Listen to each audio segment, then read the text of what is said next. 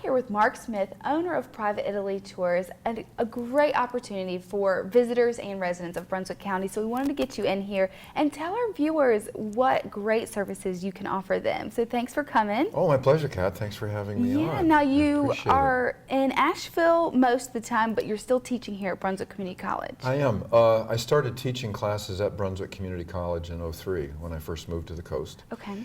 And in the course of my very first class, a lady came up to me during the break and said, Mark, have you ever thought about sharing the places you've written about in your book with travelers? And it was literally one of those moments when the light bulb went off over my head. And I thought, let me understand this. You want to pay me to take you to Italy? Is that essentially what it is? And that was when the company was formed. By the end of '03, I had all of the appropriate tax and funding together. The fall of '04 was the first season. And it's followed and grown since then. Oh, wow. What a great business. What a great job to have. I mean, helping people as well as getting to relive the Italy and Greece and all that stuff. It's wonderful. It really is. Excellent. And over the course of time, I've added now what totals 4 different itineraries. So we cover northern Italy, the lake region. We go to Venice and Tuscany. We have a trip that includes the province of Umbria and La Marche, which are sort of the heart of the peninsula. A lot of people don't know those provinces, and they're treasures. And then the southern trip is Sicily and the Amalfi Coast. Okay. They're generally 2 weeks in length. Okay, great. Some of them are a little shorter. Now, I want to go back to the classes that you teach. So what exactly do you teach? Well, there's now 2 different courses. One's called Travel in Italy, which is a 4-week or 4 2-hour session class, dividing the peninsula into 4 major regions and talking about how people can arrive, get around, use the trains, rent a car, rent a villa, and places to see that often are off the map for tourists, things that I would recommend that they see. One of the offshoots of that class has been itinerary planning, which is helping clients put together their own trip, but with the help of someone who knows and understands Italy. So we can put people in touch with guides, get them a villa, a hotel, all of the things that would help take that responsibility away from the client, and they can go to Italy or Greece and have a great time. Okay, so your students who take the class, they don't necessarily have to go on the trip that you provide, but obviously they're more than welcome to. Sure, of course. What I found is that there's a lot of people who want to either relive their experience of being in Italy years ago, just kind of relive the memory. They may be thinking about a trip and they're not sure how to do it. Or they may know that they're going to go to Italy, but they need help with the itinerary. And that's usually what happens. Often, people in class will come up and say, well, Mark, I understand you lead tours.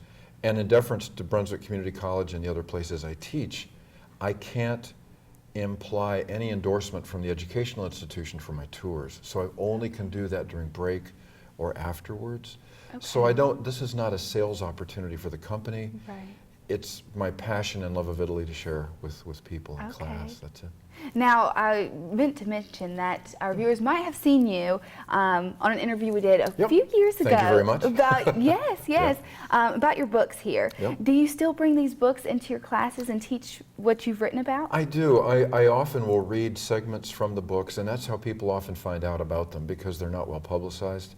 I am working on 2 other books. I have no idea when they'll be done, but I am working on them. And normally people are sort of surprised that there are books out there because it's not something I publicize heavily. I love Italy and I love sharing it. The books happen to be a nice way to do that. Good. Now, what about Greece? What does the itinerary look like for that? Well, the introduction to Greece actually began on Sicily, because Sicily was one of the very first Greek colonies of any size in the Mediterranean, 8th century BC.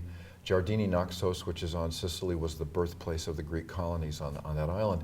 And I began to think, there's a lot of similarities to Sicily that I want to explore in Greece. And so for 2 years, I went over and back on exploration trips, 1 week each, while I was in Italy, so I could do it easily, less expensive. The trip is really an exploration at an easy pace of some places people know and some they don't. Meteora, which are the Turkish monasteries on the cliffs way north of Athens. Delphi, most people know. The monastery of Hosios Loukas, which is one of the Byzantine treasures of Greece. We go to Nafplion, Mycena, Corinth. We also take the clients to Santorini and Mykonos, Delos, Ios. So there's an opportunity to see some places people know, But Greece is a treasure, and I think people are afraid of it because of the political situation. Right. But we've never had, knock wood, we've never had any trouble with that. Okay. Now, for your tours that you do take over there, how involved are you? Is it kind of that people can go on about, do their own thing sometimes, or is it all the group stays together, you visit everything same time? We, the trip is organized so that the villas we usually base our clients at a villa, so in the evenings they not only unpack for the trip, but they can just sit, have dinner, enjoy some wine. I usually leave the group in the evening so that they can have just fellowship time. And I try to plan, in most itineraries we do this, 1 or 2 open days so that the clients can say, Mark, we'd like to go into Florence again, or we want to go back to San Gimignano if they're on that trip, or we want to go to Como. And we make arrangements to let that happen, but there is some open breathing space on these Okay, trips. well good. Now, some of our viewers might be watching this and they've never left North Carolina, Brunswick County, who knows what they've been able to do. Right. If they're interested in going, first of all, what do you hope that they can get or experience through going on the trips with you? Well, it's one of the greatest compliments I get from clients, and a lot of them have been from retirement communities that we have down here on the coast and in western North Carolina, is that they didn't have to worry about anything, and they could focus on the culture, the food, the wine, the experience of traveling without having to worry about anything. The greatest hope I have, and probably the best compliment I can have when people come home, is that they didn't have to worry about anything and they want to go back tomorrow. Oh my gosh, I bet. It just makes me feel that I was able to get them into the culture so deeply that they want to experience more. Well, good. It's a good thing. And if someone's just starting to learn about and they just kind of want to start figuring things out, find out just what the country is all about, and they decide to take one of your classes, what's something that you hope that they can take away from that? A lot of people in the class have never been to Italy, so one of the things that they try to get a sense of is if they do go, where do they want to go? Do they want to go to Sicily? Do they want to go to Naples? Do they want to explore the lake region, the Dolomites, Venice, whatever it might be? So in the course of conversation, a lot of questions will come up about, well, could we fly into Rome and then maybe stay a couple days and then go to Naples and see? So it helps them begin to structure the trip they may want to do on their own, and that's another, I think, good benefit of the class. Yeah, and I think that's one of the hardest things because you never know, like, what countries you want to spend more time in. Obviously, Rome's going to have a lot more to see and history and stuff like that, but then, you know, is it a day's worth? Is it 4 days worth? So that's great for you to be able to help them figure that out. And I weave into the class kind of fun ways to learn a little bit of traveling Italian so that they get a little bit more comfortable understanding the language. Okay. Not fluency, but comfort, I guess. Well, That's what it good, is. right. Now, if someone, like we said, is interested, what is the best way that they can look up for your classes first? Well, the classes are through Brunswick Community College, Okay. and Lori Summerlin is the registrar for continuing ed there. I do teach in Asheville at the Center for Creative Retirement, which is now an Osher Lifelong Learning Institute through the University of North Carolina, Asheville. I teach at Blue Ridge Community College in Flat Rock if there happen to be living, like some folks have summer homes up there. Right, right.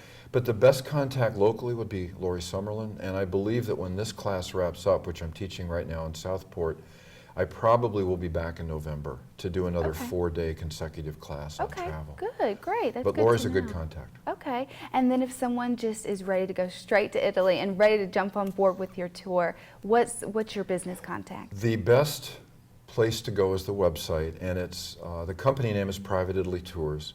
The website is private-italy.com. Okay. And all of the information, all the itinerary detail, prices, everything are there, Great. all the dates. Good. All right, well, thank you so much for coming down here. Kat, my doing pleasure. the interview. Excited for people to really know about this opportunity. I think it'll be perfect for them. Well, I hope they'll give me a call, and if not, maybe they'll come to a class. Thank you very much. Yes, thank you. My pleasure.